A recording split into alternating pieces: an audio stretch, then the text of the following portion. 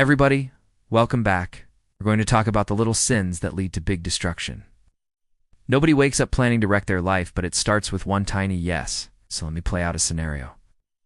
Let's say you're a young woman and a guy sends you a DM.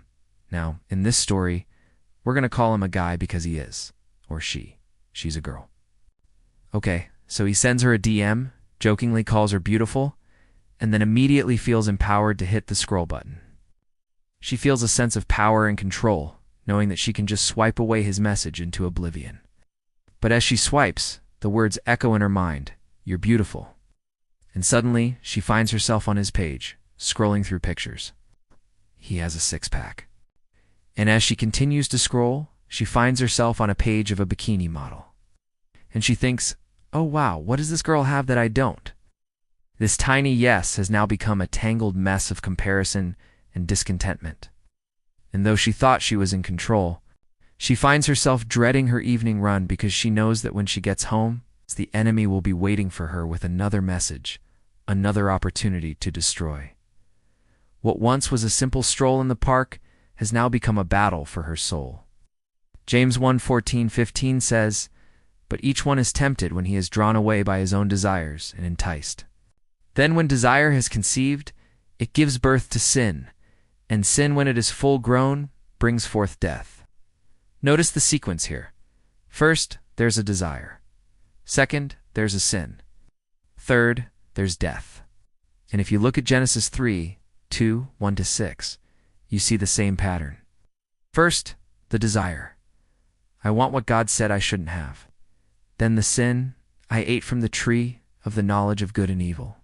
And third, death. We have become like God, knowing good and evil.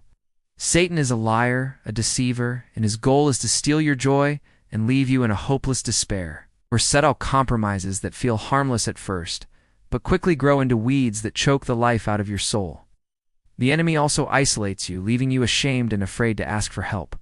If left unchecked, these compromises will rob you of your peace and leave you spiritually, physically, and emotionally bankrupt. Think about the girl in our story.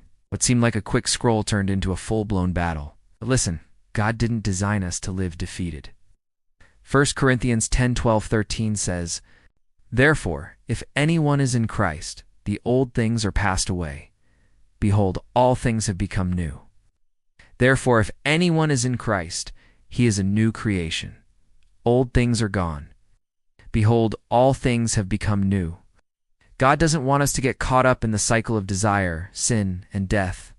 He wants us to break free and experience the new life that He has for us. Because look, God knows that we will face temptations.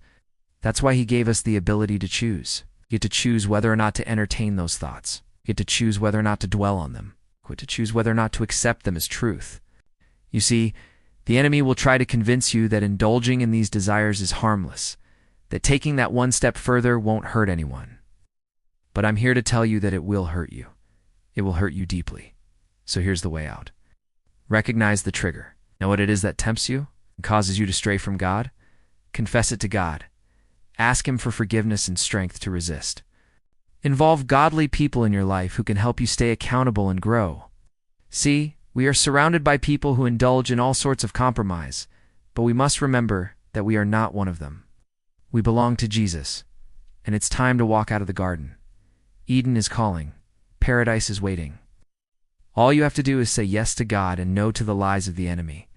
So I'll ask you, what's one small thing, one tiny yes, that you're going to say no to this week? Drop a comment and let us know. We'd love to hear from you.